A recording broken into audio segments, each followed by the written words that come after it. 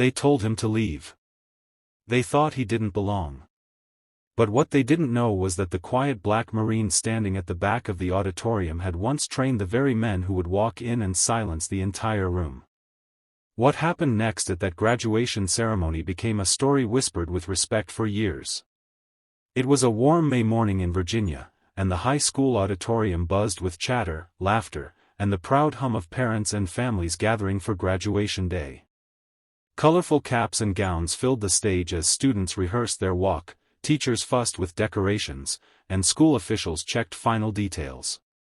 At the back of the hall, standing quietly and almost blending into the shadows, was Sergeant Major Daniel Brooks, a retired black Marine with a weathered face that told 1,000 untold stories of battles fought and sacrifices made.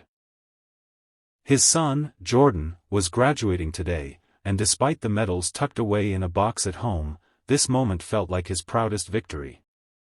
Daniel didn't come dressed in any show of military pride, no uniform, no ribbons, no boots polished for parade. He wore a simple dark suit that hung loosely on his lean frame. His hands, calloused and scarred from decades of service, gripped a folded program as his eyes searched the rows for his boy. Jordan was near the front, seated with his classmates, smiling nervously. His future was just beginning, and Daniel felt tears well in his eyes.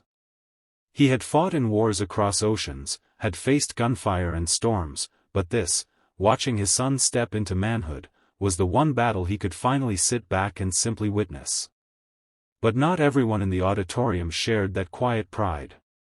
2 security guards, hired by the school district, scanned the crowd with stiff precision. They noticed Daniel standing near the back, away from the parents seated neatly in rows. His presence, tall, broad-shouldered, but reserved, caught their attention. The guards whispered to each other, their eyes narrowing. One of them, a stocky man with a clipboard, nudged his partner. "He doesn't look like he belongs here," he muttered. The other nodded, and together they began walking toward Daniel. At first, Daniel barely noticed. He was focused on the stage, on the moment that would soon unfold. But then he felt the looming presence of the guards on either side of him. "Sir," the taller one said sharply. "Can we see your ticket or invitation?" Daniel turned, calm as always, and handed them the folded program. His voice was low but steady. "I'm here for my son. Jordan Brooks." The guard frowned, scanning the paper as if looking for a flaw. "You're supposed to be seated with the rest of the parents," he said. "You can't just stand back here." Daniel nodded slowly. "I'll move." "No problem." But the second guard wasn't satisfied. He studied Daniel with a suspicious glare. "Actually," he said, his tone colder, "we're going to have to ask you to leave the auditorium." The words cut through the hum of the room, though only those nearby heard. Daniel's jaw tightened, but he remained calm. "Leave," he repeated softly. "My son is graduating today. I'm not leaving." The stocky guard folded his arms. "We've had issues before. We can't have strangers wandering around. Either sit with the rest or step outside." Whispers began to ripple through the rows nearby. Parents turned to look, some with curiosity, others with judgment. Daniel stood his ground. He wasn't angry, not yet. But the sting of humiliation burned beneath his chest. He had shed blood for a country that now, in this quiet moment, questioned his right to watch his son graduate. Still, he didn't raise his voice. He only said, "I served this country for 30 years. I've buried brothers in arms so kids like mine could stand on that stage. I'm not leaving." The guard stiffened, uncomfortable, but firm. They reached for his arm. "Sir, you're causing a disturbance." Daniel's body tensed, instincts firing, but he refused to make a scene. His son's big day would not be tainted by his anger. "I'll sit," he said finally, his voice laced with restraint. He began to move toward the seats, but by now the whispering had spread, the eyes of dozens of parents on him. To them, it looked like a man out of place, a man being corrected by authority. And it cut Daniel deeper than any battlefield wound ever had.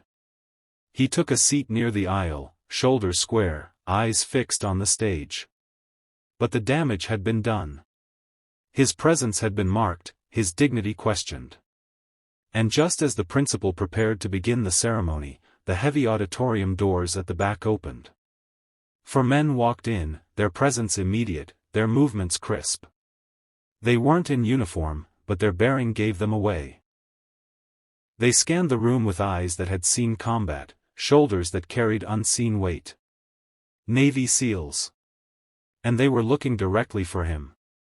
The 4 men moved in unison, silent but commanding, like a tide sweeping into the room. Their suits were plain, but their posture spoke volumes. One of them, tall and broad-chested, with sharp eyes that scanned every corner, spotted Daniel seated near the aisle. A flicker of recognition passed between them. He gave a subtle nod, and the others followed. Whispers spread quickly as families turned to look. These men weren't parents. They weren't teachers. Their very presence shifted the air in the auditorium. The guards, still standing at the back, straightened nervously. They knew immediately they were outmatched, though they didn't yet understand by whom. The lead SEAL, a man named Commander Tyler Hayes, reached Daniel's row and extended a hand. His voice was low, but it carried, every word weighted with respect. "Sergeant Major," he said. "Permission to sit beside you?" The room froze. Daniel rose slowly, surprise flashing across his face, then a quiet smile. He grasped Tyler's hand firmly. "Permission granted," he said, his voice breaking slightly with warmth. The SEALs took seats around him, 2 in the row behind, 2 beside him, forming a quiet shield. Parents leaned closer, whispering. Students on stage craned their necks. Even the principal paused at the podium, unsure whether to begin. The guards approached quickly, their earlier confidence replaced by unease. "Excuse me," one of them stammered, "this man was..." Tyler turned his head slowly, his eyes locking on the guard like steel. He didn't raise his voice, but his words carried through the silence. "This man," he said, gesturing to Daniel, "is Sergeant Major Daniel Brooks. He trained half the men you read about in history books. He bled for this country while you were still learning how to tie your shoes. And you thought it was your place to ask him to leave his own son's graduation?" The words dropped like thunder. Gasps rippled through the crowd. Some parents lowered their eyes, ashamed of their earlier whispers. The guards froze, their faces pale. One tried to respond, but Tyler stood, towering, his presence filling the space. "You don't correct a Marine like him," he said firmly. "You honor him. You stand when he walks into a room. You thank him before you sleep safely in your bed at night. And if you can't do that, then you keep quiet." The silence that followed was suffocating. Then, slowly, a sound began. A man in the front row stood and clapped. Then another. Then another. Within moments, the entire auditorium was on its feet, applause echoing like thunder. The students on stage rose as well, clapping for the man seated quietly in the aisle, tears in his eyes. Daniel had faced combat, had walked through fire, but nothing compared to the swell of emotion that now surged in his chest. His son, Jordan, stood on stage, pride radiating from him. He had always known his father was strong, but now the world knew too. The guards backed away silently, unable to meet his eyes. And as the applause continued, Tyler leaned close to Daniel and said, just for him to hear, "We don't forget our own, Sergeant Major. Ever." The ceremony resumed, but the energy in the room was transformed. Every word spoken, every name called, seemed to carry extra weight. Families watched with renewed reverence, aware that history itself was seated quietly among them. Daniel sat tall, though his heart pounded with conflicting emotions, pride, humility, and the sting of the earlier humiliation that still lingered. Yet now, surrounded by the SEALs who had once been his students, he felt shielded, honored, seen. As Jordan's row prepared to walk across the stage, Daniel's breath caught. The boy looked back, his eyes meeting his father's, and in that single glance, decades of sacrifice felt redeemed. The principal called his name, Jordan Brooks. And the room erupted in cheers. But Jordan didn't just walk across the stage. He paused at the edge, turned to the crowd, and lifted his hand. "Before I take this diploma," he said, his voice trembling but strong, "I want to honor the man who made it possible. My father, Sergeant Major Daniel Brooks. A Marine. A hero. And my greatest example." The crowd erupted again, louder this time, as Jordan walked across, diploma in hand. Tears streamed down Daniel's face as he stood, the SEALs rising with him in unison, the entire hall following suit. It wasn't just his son's graduation anymore. It was a reckoning, a moment when the world was reminded of what true sacrifice looked like. Reporters who had come for simple graduation photos now scribbled furiously, cameras flashing. The story would spread far beyond this auditorium. But for Daniel, the moment was personal. His son had honored him publicly in a way he had never asked for, never expected. And as father and son embraced after the ceremony, the applause still echoing, Daniel whispered, "Son, today you didn't just graduate. You gave me more than I ever dreamed." After the ceremony, the families spilled into the courtyard, snapping pictures, embracing, and celebrating. But all eyes still followed Daniel and the 4 SEALs who flanked him like brothers in arms. Strangers approached to shake his hand, to thank him. Some parents, ashamed of their earlier whispers, offered quiet apologies.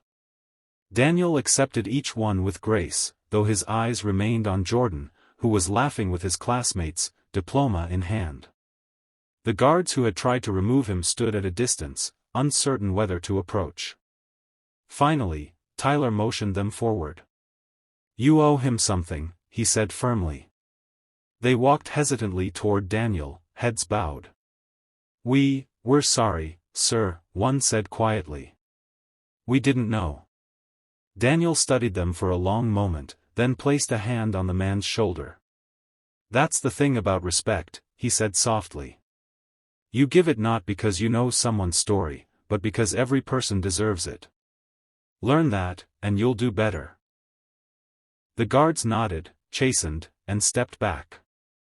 Later, as the crowd thinned, the SEALs gathered around Daniel one last time. "You taught us how to fight, how to survive," Tyler said. "But more than that, you taught us honor. We couldn't let them treat you like that." Daniel's eyes shone with gratitude. "And you reminded me today," he said quietly, "that what we build in others lives on. I'm proud of you all." They saluted him, crisp and sharp, and he returned it slowly, his hand trembling not from age, but from the weight of emotion. That night, as Daniel sat at home with Jordan, the diploma on the table between them, he felt something settle in his heart.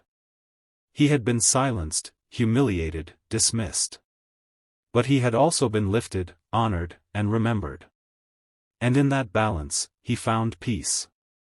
The story of that day would spread, carried in whispers and retellings, but for Daniel, the truth was simple. His son had walked across the stage. His brothers had stood by him. And no guard, no whisper, no doubt could ever take that away. Respect is not about knowing someone's past, it's about honoring their humanity in the present. Sergeant Major Brooks stood tall because dignity can't be taken away. If this story touched your heart, share it with others, because somewhere, someone needs a reminder that true honor comes not from titles or uniforms, but from how we treat each other. Subscribe for more powerful stories of kindness, respect, and courage, because the world needs them now more than ever.